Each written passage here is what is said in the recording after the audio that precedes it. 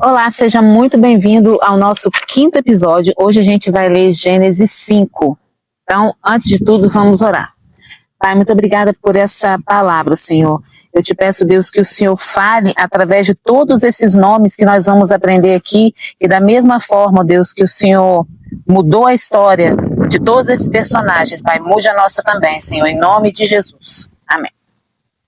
Então, gente, olha só, hoje a gente vai estudar Gênesis 5 de uma maneira diferente. Eu não vou ler aqui o capítulo, depois você vai ler sozinho em casa, porque hoje tem muita coisa para falar. O esquema tá grande aqui.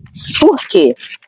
A gente tem uma característica, enquanto ocidentais, que a gente escolhe os nomes das pessoas pelo nosso gosto. O som é agradável, eu acho bonito aquele nome.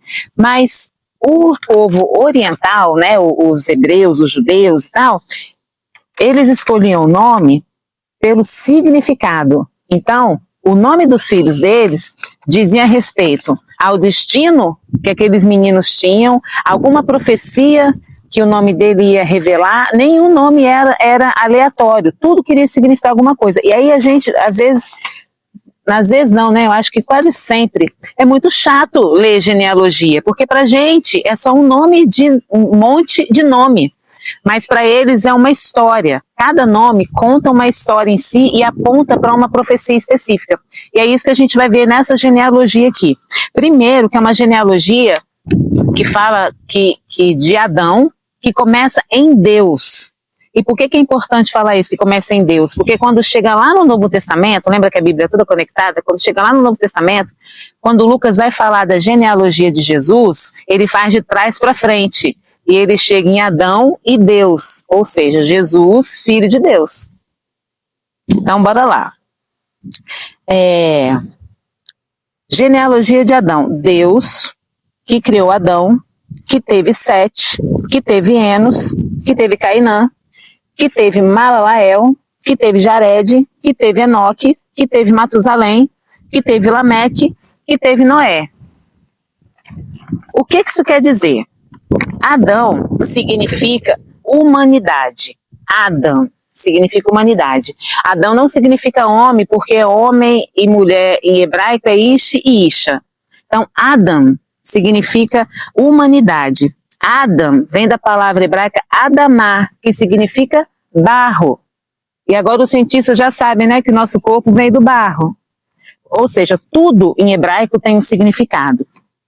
Sete significa compensação, colocado no lugar. Lembra que Eva falou que ela foi compensada, que Caim matou e aí ela teve Sete no lugar?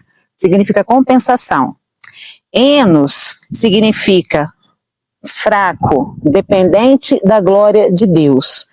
E em Enos, lá no capítulo 4, que a gente viu, começou-se a invocar o nome do Senhor. Foi a partir de Enos que caiu uma ficha. Olha, a gente precisa de Deus. Eu sou fraco sem Deus. Cainã significa lamento, possuidor. Malalael significa louvor de Deus, glória a Deus. Jared, que vem do hebraico, Jared, que vem do hebraico Yared, significa descer. Enoque, e aí a gente vai fazer um parêntese aqui no Enoque. Enoque significa ensino. Enoque foi aquele cara que não morreu. Ele andou com Deus e ele foi tão íntimo de Deus que ele não passou pela morte. E ele foi o primeiro profeta a falar de Jesus. Lá em Hebreus, fala, né, que Enoque andou com Deus e ele não passou pela morte porque Deus o recolheu. E em Judas, que não é Judas Iscariotes, é Judas, irmão de Jesus, ele escreveu lá que ele profetizou sobre Jesus. Então, Enoque, Enoque viveu 365 anos. Nesses 365 anos de vida dele, ele falou de Jesus, ele falou da profecia de Jesus. Ele falou como seria a volta de Jesus, ele avisou ao povo, olha, vai ter um juízo, se ajeita, vai ter um juízo. Depois de Enoque veio Matusalém. Matusalém, né, a gente sabe que é o cara que viveu mais tempo, 969 anos. O nome de Matusalém é um nome hebraico, que não se escreve Matusalém, nem se fala Matusalém, isso é uma transliteração para a nossa língua. O nome dele é Mute, de morte, e Shalak, de trará. O nome dele significa literalmente, sua morte trará. Matusalém teve Lameque. Lameque significa lamento, desespero ou broto. E Lameque teve Noé. Noé significa consolo, descanso. E Noé, quando chega em Noé, não fala só o primogênito, só o primeiro filho principal, digamos assim, fala os três, Sem, Cã e Jafé. E da descendência de Sem, veio Jesus. Então, qual que é a conclusão e a frase, a história que esses nomes contam, né? Se você for pegar o significado de cada um dos nomes, você vai formar a seguinte frase: ao homem apontado como mortal, não, peraí, gente. Ao homem foi destinado, apontado, mortal tristeza, mas o Deus bendito descerá ensinando que a sua morte trará para o desesperado o descanso. Então, quando a gente fala que a Bíblia inteira fala de Jesus, a gente está falando no início já está falando de Jesus. E aí, a Bíblia fala assim, ó, que Deus anuncia o final desde o início, né? Lá em Apocalipse 13, 8, está falando assim, que aquele que vencer, Deus vai dar a coroa da vida, porque o Cordeiro que foi morto desde o início da humanidade, desde o início da eternidade. Ou seja, quando Deus cria o paraíso, ele já tinha tudo mapeado desde o início. Então ali ele já estava anunciando que Jesus iria para redimir a gente da nossa escolha errada. Olha que lindo! Então, assim, quando você for ler uma genealogia, vai lá e pesquisa no hebraico, no original, o nome das pessoas, qual era o significado e etc. E aqui a gente vê como que Deus é misericordioso, né? Quando Enoque começou a profetizar, Enoque foi o primeiro profeta que apareceu. Quando ele começou a profetizar, o povo aqui já estava doidão, entendeu? Assim, lembra da geração de Caim, que já estava criando a Torre de Babel, e que ninguém era dono de ninguém, e o pessoal matava e não estava nem aí, era uma sociedade completamente corrompida. Nessa sociedade, Enoque estava profetizando.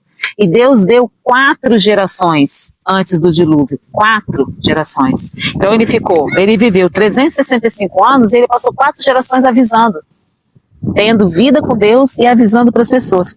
Quando ele gera Matusalém fala, né, a sua morte trará. No ano que Matusalém morreu, teve o dilúvio.